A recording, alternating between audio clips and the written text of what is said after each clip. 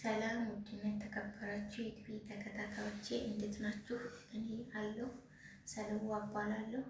አዲስ ጀማሪ ነኝ። ለዩቲዩብ ሼር፣ ሰብስክራይብ ያደረጋችሁ አበረታቱኝ። አመሰግናለሁ። ዛሬ በአዲስ ቪዲዮ መጥቻለሁ። የመጣሁበትም ዓላማ ሀገር ስንገባ በስንት ብር ይበቃናል ስራ ለመጀመር ምናምን የምትሉ ልጆች ስለማጠፉ እሱን ይዤላችሁ መጥቻለሁ። ያ ማለት አገር ስትገቡ ማድረግ የሌለባችሁን ነገር ነግራችኋለሁ። ስራ መጀመር ቀላል ነው፣ ምንም አይከብድም። ግን ለምሳሌ ጓደኛዬ ብለሽ ይሄን ያህል ብር አለኝ ብለሽ የምታወሪ ከሆነ ያ ነገር አይሳካልሽም። ራስሽን አሳልፈሽ የምትሰጪ ከሆነ አይሳካልሽም። ድብቅ ከሆነ ግን ሁሉ ነገር ድብቅ ከሆነ ግን ይሳካልሻል። በቀላል ነገር ነው የምትጀምሪው። በ20 ሺህ ልትጀምሪ ትችያለሽ። እሱ እንዳገሩ ነው። ለምሳሌ መሀል ከተማ ላይ እስከ 3 ነጥብ ሊፈጅ ይችላል ያለሽበት። አንቺ ግን ገጠራማ ከሆነ አንደኛ ገጠር በአሁኑ ሰዓት የሚሰልበት ነው፣ ለስራ ይመቻል። በ20 ሺህ በ30 ሺህ ትጀምሪያለሽ። መነሻሽ ዝቅ ይልና ከፍታሽ ግን ከ1 ዓመት በኋላ 2 ነጥብ ትገቢያለሽ።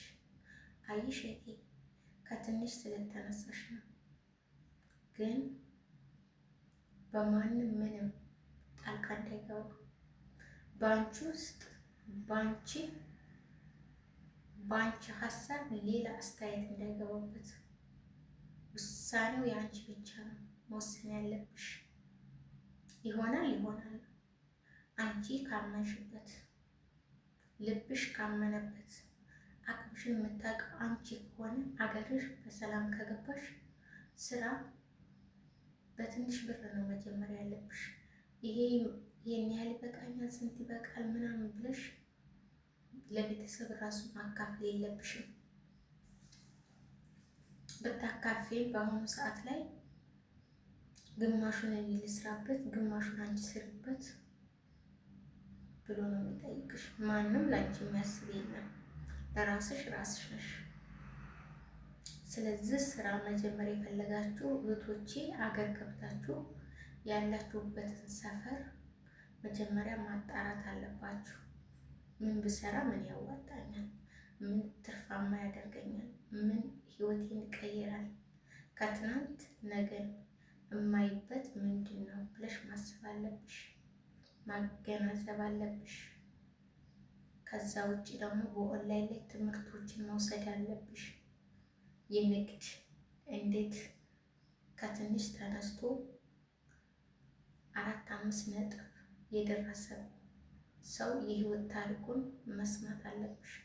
ከዛ መነሳት አለብሽ። አንቺ ገና ስላለሽ ገና ከዚህ ብር ይዘሽ ስለሄድሽ ያለሽን ማራገፍ የለብሽ። ነገ ምን እንደሚመጣ አታውቂም፣ በፈጣሪ እጅ ስለሆነ። ስለዚህ ማስተዋል አለብሽ፣ ማሰብ አለብሽ። ነገ እኔ ማን አለኝ የሚለው ማሰብ አለብሽ። እንዴት እንዳመጣሽው፣ እንዴት እንደለፋሽ፣ እንዴት ዋጋ እንደከፈልሽ ራስሽ ብቻና ብቻ ነው የምታውቂው ስለ ብሩ። ስለዚህ ቦታ የምትሰጪው አንቺ ነሽ ለብሩ። አገር ትገቢያለሽ፣ ያለሽን ብር የሆነ ነገር ገዝተሽ ታስቀምጭበታለሽ። ወርቅ የምትገዥበት ትችያለሽ። በግማሹ ግን ስራ ትጀምሪበታለሽ።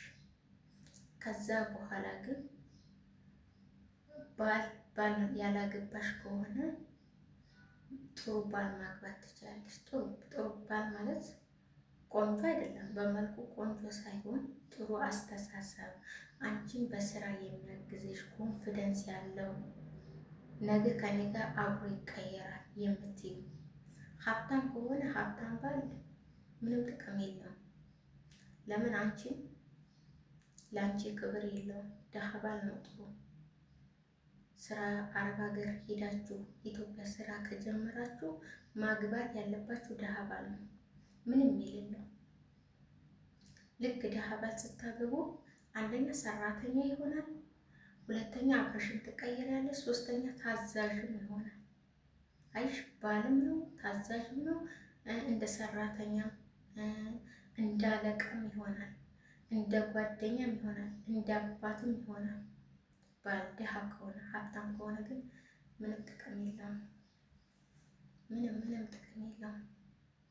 ስለዚህ አገር መግባት ያሰባችሁ እህቶቼ ጥንቃቄ ማድረግ ያለባችሁ መጀመሪያ በቃ ስለ ራሳችሁ ነው ማሰብ ያለብሽ። እኔ የት ቦታ ነው የምደርሰው፣ ነገ ሰዎች ስለ እኔ ምን ያወራሉ ብለሽ ነው። ትናንት የመጣሽበትን ታዩ እዛው ይቀመጥ። ነገ በቃ ዋው ትናንት እኮ መታ ዛሬ በቃ ሀገሯ ላይ እኮ መታ እዛም በቃ አረብ ሀገር ሄዳ ነበር። ከዛም ስትመጣ ኮንፊደንስ አላት፣ ጎበዝ ጠንካራ ሴት እኮ ነች። በቃ ከሌና ግብታ እኮ ከዛ ከድህነት አወጣችሁ ያከ ነበር፣ እሷ እኮ ጠንካራ ነች መባል ነው ያለብሽ። ወይ እሷ ደግሞ እዛም ለፍታ መጣች፣ እዚህም የድል ከንቱ ልፋት ብቻ ተረፋት። ምን ዋጋ አለው የእሷ መባል የለብሽም እህቴ። ሴት ልጅ ጠንካራ መሆን አለባት። ሴት ልጅ ከማንም ምንም መጠበቅ የለባትም። ነገ ልጅ ብትወልጂ ልጆችን እንዴት ላስተምር? አንቺ የረገሽውን አረብ ሀገር መርገጥ የለባቸውም በአንቺ። ስለዚህ ጠንካራ ሴት ሆነሽ አባት ምረጭላቸው። ጥሩ አባት፣ ኮንፊደንስ ያለው አባት። ስራ ስትጀምሪ አንቺም ለስራሽ ያበረታታሻል። የጀመርሽውን ህልም እጥቅ ያደርስልሻል። አለሁሽ፣ በርቺ፣ ጠንክሪ ይልሻል። አንቺ እኮ ከትናንት ማንነቴ ለዚህ ያበቃሽን አንቺ ነሽ ብሎ ያመሰግንሻል። የሆነ ቀን የሆነ ቀን ለአንቺ ፕሮሚስ ይገባና ሰርፕራይዝ ያደርግሻል። ገባሽ? ያላሰብሽው እንግዲህ ቀለበት ሳያስርልሽ ነበር አይደል የገባሽው? የሆነ ቀን ለአንቺ ወርቅ ገዝቶ እጅሽ ላይ ያደርግልሻል። አይሽ ደሃ ባል ይሄ ነው መጨረሻው፣ ደስታ ነው። መጀመሪያው ትንሽ ሊከብድ ይችላል። በባዶ እንዴት ባዶ እንዳስገባለሁ ቤቴ ልትች ትችላለሽ። መጨረሻ ላይ ትደሰቻለሽ። በባዶ ቢገባም መጨረሻሽን ሙሉ ያደርገዋል። የጎደለሽን ነገር ይሞላል። ደሃ ባል የጎደለሽን ይሞላል። አግቢ፣ ሄደሽ ለከሌ ምናምን አትበይ። ከቤተሰብም ጋር አትቀመጭ። ስራሽን ጀምሪ። ከዛም በኋላ አንዱን ወንድ አስገቢ፣ ኒካሽን ሰሪ። ትዳር ውስጥ ስገቢ ደግሞ በሐላል ይሁን። ሐላል ሐራም ውስጥ ከገባሽ መጨረሻው ማያምር። ጎበዝ ሴት መሆን አለብሽ። ጠንካራ መሆን አለብሽ። ሰልዋ እባላለሁ። ለዩቲዩብ አዲስ ነኝ። ሰብስክራይብ አድርጉኝ። በተናገርኳቸው ንግግር ቃላቶች ስህተት ካለብኝ ይቅርታ ጠይቃለሁ። ሰው ከስህተት ብረት ከስህተት ለሞላው ለዩቲዩብ ተከታታዮቼ እኔን አምናችሁ ሰብስክራይብ ስላደረጋችሁኝ አላህ ያክብራችሁ። አመሰግናለሁ። ጀዛከላ ኸይር። ቀጣይ በሌላ ቪዲዮ እስከምንገናኝ ቻው። አመሰግናለሁ።